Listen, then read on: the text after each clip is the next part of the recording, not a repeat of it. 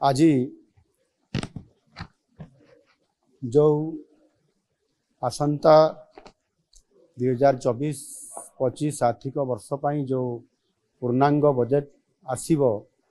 सेथिपाई गोटे pre budget रो प्रस्तुति पाई आज जो माने ये बजेट उपरे अध्ययन करिसंती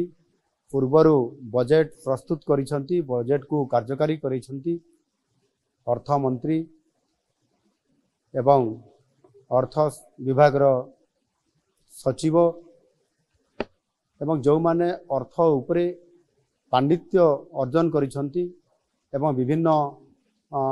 ये अर्थ संबंधी अनुष्ठान संपुक्त अछंती समानंको आज डका जाइथिला। आपण माने जानती आम सरकार प्रथमरु ही लोकंक सरकार भावरे साधारण जनतांकर मतामत को गुरुतर दे आसी 2024 आर्थिक वर्ष पर साधारण बजेट आगामी 25 तारीख रे विधानसभा रे उपस्थापित हेबार ये कार्यक्रम अछि। आमर बजेट टी जेपरी वास्तव रे लोकंकर बजेट हेकरी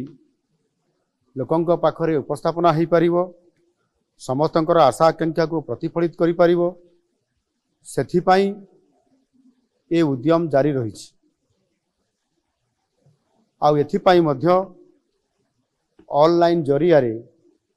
व्हाट्सएप माध्यम रे आमे मतामत लड़ीछु एवं अति सुखद खबर अछि जे ये मतामत एथर बहु आग्रह रे अनेक लोक इतरे सामिल होइचंती एवं पाखापाखि प्राय 12,000 रु अधिक लोक मतामत देइचंती ऑनलाइन जरिया रे जहा कि पूर्व वर्ष मानक तुलना रे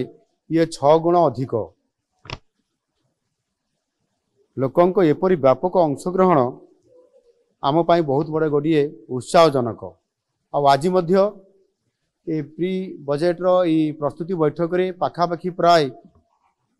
150 रु अधिक लोक विज्ञ लोक एटी उपस्थित थिले।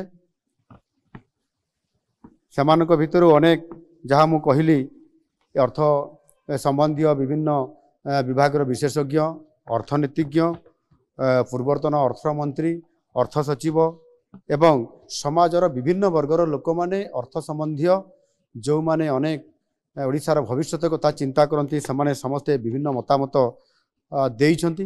ये मतामत देवा भितर समानक भितर 26 जन अति मूल्यवान तांकर प्रस्ताव एवं मतामत से सेठी उपस्थापना करने सहित मध्य लिखित आकार मध्य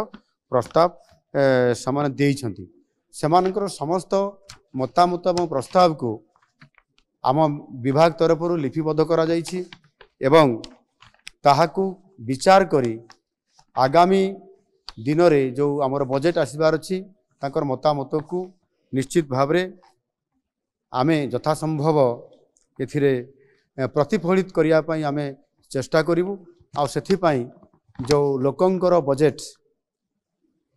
जेभली भावरे आज लोकंका पाई प्रस्तुत हेबा को जाउ अछि ता निश्चित भावरे आगामी दिन रे ओडिशा को नुआ ओडिशा गठन करिबारे सहायक हबो। धन्यवाद।